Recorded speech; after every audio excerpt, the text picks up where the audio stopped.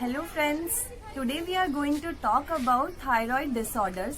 सो जैसा कि आप सभी जानते हैं, थायराइड डिसऑर्डर्स जो होते हैं वो अलग अलग प्रकार के होते हैं। For example hypothyroid, hyperthyroid, goitre की समस्या हो जाती है कई लोगों को, या फिर थायरोडाइटिस की प्रॉब्लम हो जाती है, यानी कि थायराइड ग्लैंड में किसी तरीके का इन्फ्लेमेशन होने की वजह से ये समस्या सामने आती है। इसके अलावा वहाँ पे गांठ बन जाती है या फिर कैंसर की समस्या जो है वो उत्पन्न हो जाती है।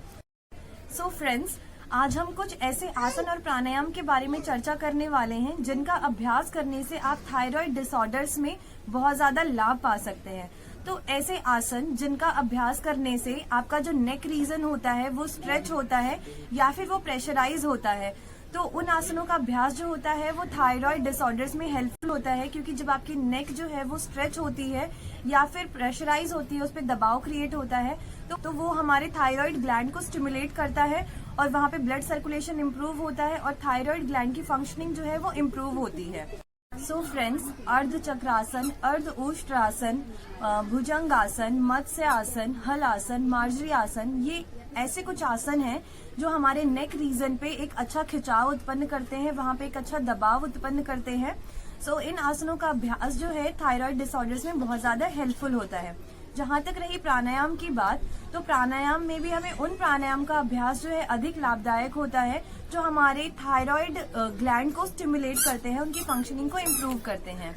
सो बेसिकली आप उज्जयी प्राणायाम और नाड़ी शोधन प्राणायाम का अभ्यास जो है वो दोनों सिचुएशंस में, हाइपर थायराइड की प्रॉब्लम में और हाइपोथायराइड की प्रॉब्लम में, दोनों प्रॉब्लम्स में जो है इन दोनों प्राणायाम का अभ्यास जो है लाभदायक होता है।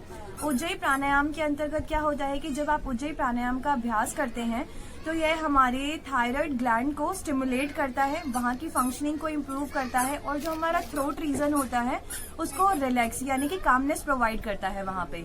तो इस प्रकार से वो डायरेक्ट उसकी फंक्शनिंग को इम्प्रूव करके थायराइड डिसऑर्डर्स में हेल्पफुल होता है। और जहाँ तक रही नाड़ी शोधन प्राणायाम की बात, तो नाड़ी शोधन प्राणायाम के अंतर्गत हम इड़ा और पिंगला नाड़ी के माध्यम से हमारी बॉडी में अगर किसी तरीके का इम्बैलेंस हो रहा है, असंतुलन हो रहा है, तो उसमें हम नाड़ी शोधन का अभ्यास करके वो संतुलन स्थापित करते हैं और थायराइड डिसऑर्डर्स में जो है लाभ पा सकते हैं। अगर हम स्पेसिफिकली बात करें तो हाइपोथायराइड जो है वो कंडीशन होती है, वो समस्या होती है जिसके अंतर्गत जो है थायराइड ग्लैंड यानी थायराइड ग्लैंड की फंक्शनिंग जो है वो कम हो जाती है, वो कम लेस फंक्शनिंग हो जाती है। सो बेसिकली ऐसे में हमारा मेटाबॉलिक एक्टिविटी जो है वो भी कम हो जाती है।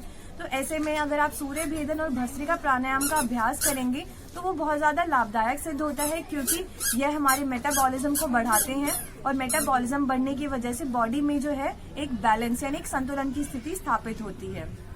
और अगर हम हाइपर थायराइड की बात करें तो हाइपर थायराइड की कंडीशन में तो थायराइड ग्लैंड की फंक्शनिंग बढ़ने की वजह से इम्बैलेंस क्रिएट होता है।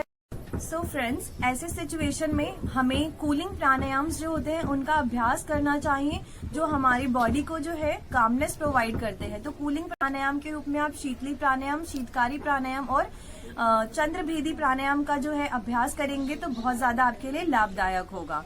सो फ्रेंड्स, ये कुछ आसन और प्राणायाम थे जिनके बारे में मैंने आपको बताया। अगर आप इनका अभ्यास जो है डेली रूटीन में लेके आते हैं तो आप अपनी थायराइड से संबंधित समस्याओं से छुटकारा पा सकते हैं।